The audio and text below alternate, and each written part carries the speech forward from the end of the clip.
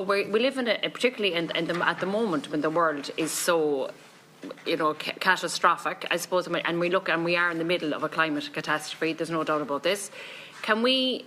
I want to talk about emissions. Naturally, if there's less flights available, you're going to reduce emissions, and we know that airline fuel is not. There's no carbon tax, and they're not opposed, or there's no excise duty. I'd just like to know your thoughts on that. How would you feel about carbon tax being introduced, and how do you really see that there's going to be net zero by 2050? Realistically, I can't see that happening. And would carbon tax on jet fuel impact that? So if I could ask. So I believe it is possible for this industry to transition to net zero in 2050. As I've said, it's going to be challenging. It will be difficult. Any way that through a number of actions. Okay. The principle will be the use of sustainable fuels. And sustainable fuels are a reality. And when we say sustainable aviation fuel, the point should be made that sustainable fuels, a refinery producing sustainable fuels for aviation will provide sustainable fuels for other forms of transport and other industries that require. This is biomass fuels, is that? It can be biomass, and in the longer term, it can be synthetic fuels. And when is that coming on stream, though? I suppose we are. Well, they're in today. We are using sustainable fuels today. And we know that studies have been done. If there's actually going to be you need the size of was it quoted at Tipperary to actually look at growing our own biomass fuels for use. Yeah, but the opportunity for Ireland actually in the longer term is the production of sustainable fuels through the generation of renewable electricity from offshore wind. Which I think represents a great opportunity for Ireland to produce an industry that will reduce Ireland's dependence on importing fuels. Because, and where's the money going to come from that? I suppose that's why I would like to say, would you be in favour of carbon tax beyond jet fuel that would directly contribute to I'm not in favour of carbon tax, because I'll tell you why. Taxation is a blunt instrument that has proven to be completely ineffective. So if you want to, as a politician want to introduce tax, let's be honest. What you will do is the aircraft that are flying today will continue to fly. They will fly with fewer people on the aircraft. You will price aviation out from the poorer in society, and if that's what you want, that's what you will get through. So how come everyone taxation. Else? How come we all? We say how come a consumer of and we'll say particularly at the moment fuel in all our households, in all other fuel. Yeah. How come we all have to pay carbon tax? Yeah, there is a carbon tax. That's one of the greatest fallacies ever. With the ETS scheme, this year this company will pay, Ryanair will pay 1.5 billion. Right, in carbon taxes, right, and on some routes it would be in excess of €10 per passenger. Okay? And where's that going? Where's that carbon tax going? It runs the school buses here for a start, right? Because ETS is collected and then repatriated to government. And what did we do in Ireland? We put it into diesel pumping the school bus systems, which should have been taken out of the education budget, instead of being reinvested into carbon reducing initiatives. And you have this issue that we're all responsible, or this industry is primarily responsible for a climate catastrophe. We're not. This industry is responsible for about 2.8, between 2.5 and 2.8 of global emissions. 6% in Ireland, which is seen to be, and 85% of that is in Dublin Airport, though. We all live in the one atmosphere, So the aircraft, when we come down to what goes into Dublin Airport, it's not going to make any difference to the climate whether it goes into Dublin or whether it goes into Barcelona. Can I just,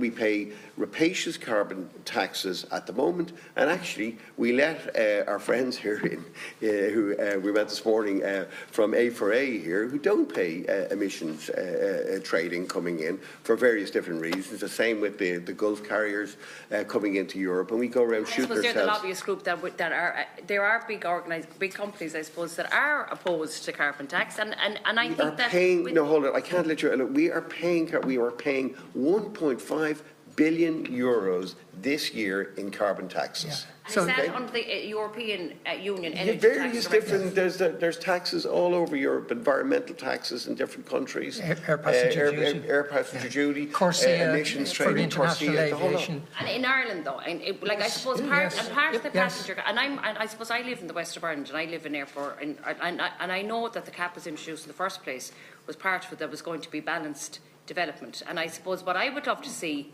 wasn't that part of the reason that was listed, that the cap was introduced, that there was going to look at more regional development? Was one of the It doesn't, like, people seem to think this works in a binary way in some nationalistic agenda. It doesn't. Airlines make decisions on where to allocate capacity, and we don't look at we don't allocate capacity to the west of Ireland because there are aircraft that come into the west of Ireland, start from Spain or start from England or it doesn't work that way.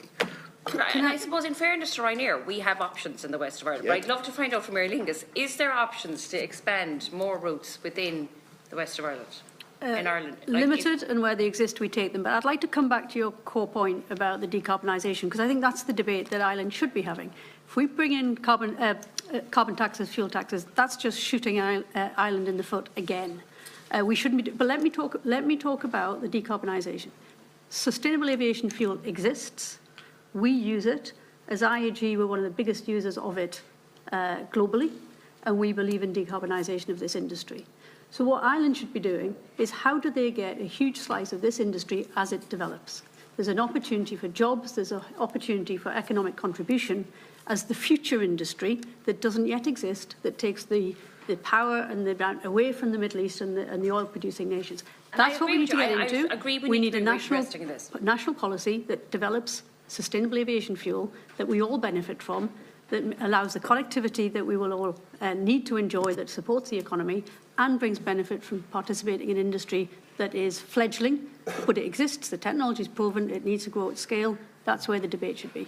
Could I ask you then to comment on the same thing from an American point, I suppose an airline point of view, international airline point of view? Absolutely. So I would argue, go to the core of your question and to the member's previous point of, is 40 million the right number? Under your argument, 0 would be the right number, right?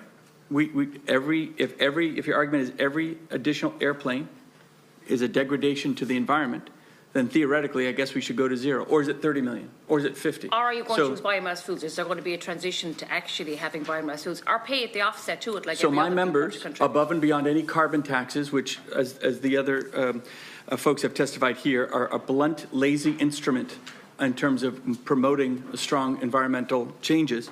My members have put in billions of their own dollars of their own volition into the research, the development, the technology behind sustainable aviation fuels. The United States of America is the only place in the country that is going to have a certified E-SAF fuel system coming online, the first one in the world. Not because of taxes, not because of government mandates, because the industry had the financial flexibility to make their own investments, knowing that they wanted to grow.